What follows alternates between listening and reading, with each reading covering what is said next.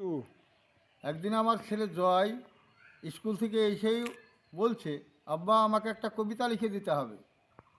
আমি বললাম, কবিতা কি করবি? তো বলল, আমাদের স্কুল থেকে নাকি একটা পত্রিকা বের করবে।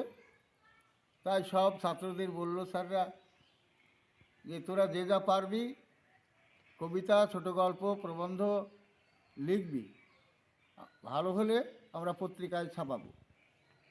তাহলে তুমি তো গল্প লিখো, কবিতাও লিখো, আমার একটা ছোট্ট গল্প কবিতা লিখে দিও। তো আমি সেই মতোই বললাম এবং বুঝলাম এবং বললাম যে তুই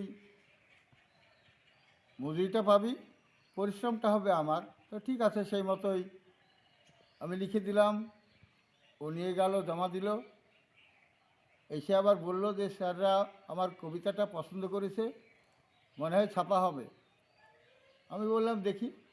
কিছুদিন পরে দেখছি সত্যিই পত্রিকাতে কবিতাটি ছাপা হয়েছে। তো এইরকম ছোট ছোট কবিতা, গল্প, গান, নাটক, গীতিনাট্য আমি অনেকগুলি লিখেছি। তো প্রকাশ করবার সুযোগ আমার হয়নি। তো আমার এই চ্যানেলের মাধ্যমে ওগুলো প্রকাশ করব।